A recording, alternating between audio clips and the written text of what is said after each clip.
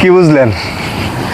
এটি কি কোনো আসন, না ব্যায়াম, না অন্য কিছু?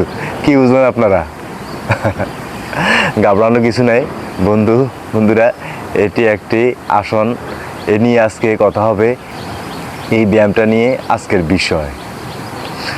এটি হচ্ছে পবন মুক্তাসন বা উইন্ড রিলিভিং পোজ। এটি মানে আপনার পবন মানে বাতাসটা মুক্ত করাটাই হচ্ছে এই আসনের মূল লক্ষ্য। আমাদের ইন্টেস্টাইনে বা পেটে পর্যাপ্ত বায়ু জমে, এই বায়ুটা বের করে দেওয়াটাই এই ব্যায়ামের লক্ষ্য। তো বন্ধুরা, প্রথমে আমি আমার পরিচয়টা দিয়ে নিচ্ছি। আমি মোহাম্মদ মাহবুবুর রহমান চৌধুরী অরণ্য, একজন যোগ শিক্ষক।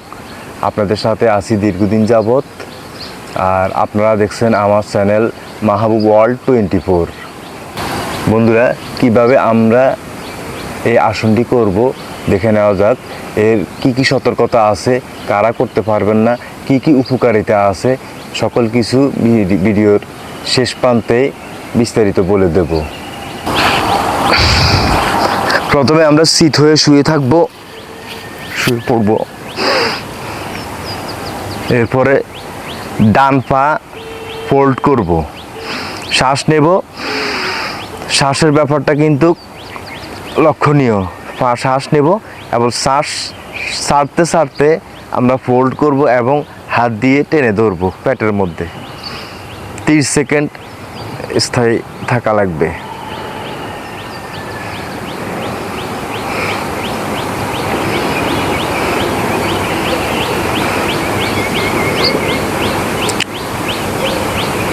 শ্বাস স্বাভাবিক রাখবেন।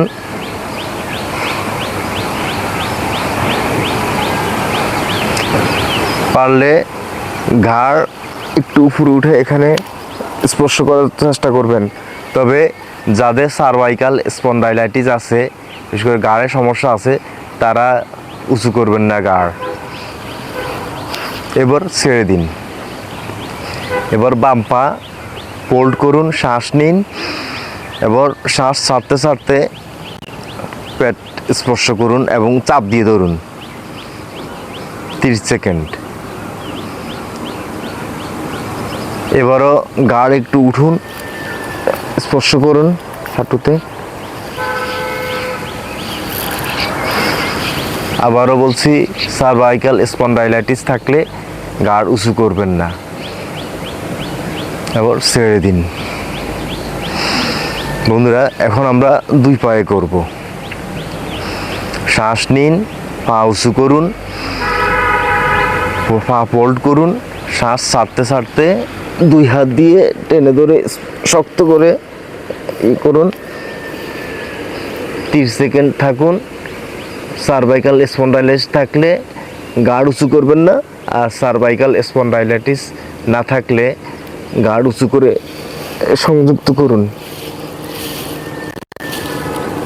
পেটের মধ্যে যেহেতু বাতাস আছে, কিছুটা চাপাচাপি করে বাতাসগুলো বের করে দেওয়ার চেষ্টা করব। ঠিক আছে?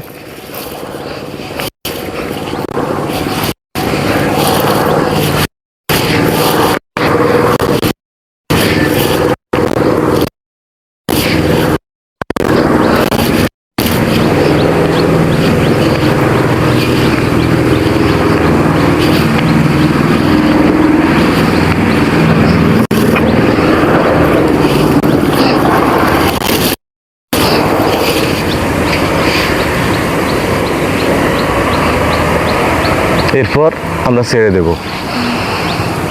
শ্বাস নেব, কিছুক্ষণ শবাসনে বিশ্রাম করব, মিনিমাম 30 সেকেন্ড।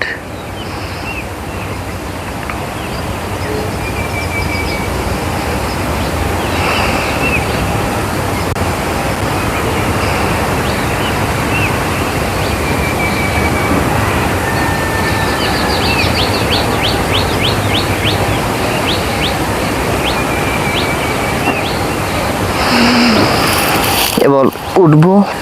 ভিউয়ার্স, এই যে দেখলেন পবন মুক্তাসন।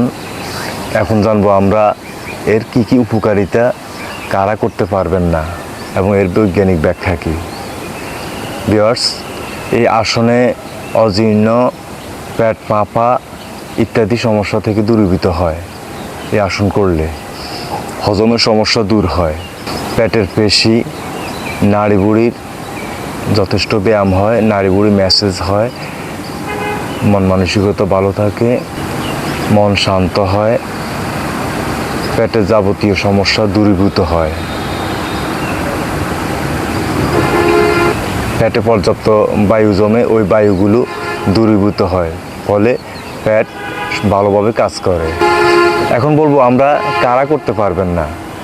যাদের পেটে অস্ত্রোপচার হয়েছে তারা করবেন না, এবং যাদের হার্নিয়ার সমস্যা আছে তারাও চিকিৎসক বা যোগ শিক্ষকের পরামর্শ অনুযায়ী করবেন। গর্ভ অবস্থায় কোনোভাবে করা যাবে না। যদি স্পন্ডাইলাইটিস এবং স্লিপ ডিস্ক থাকে সেটাও সতর্কতার সাথেই করতে হবে। ভিউয়ার্স, এই আসনটা নিয়মিত করলে আপনারা ফল পাবেন। বিশেষ করে খাদ্যাভ্যাস বা যোগ অভ্যাস অনুযায়ী কিন্তু চলা লাগবে। তো ভিউয়ার্স, আজ এ পর্যন্তই। সকলে ভালো থাকেন, সুস্থ থাকেন, নিরাপদে থাকেন। এই বলে আজকের মতো এখানেই বিদায়। সকলে ভালো থাকেন। আসসালামু আলাইকুম।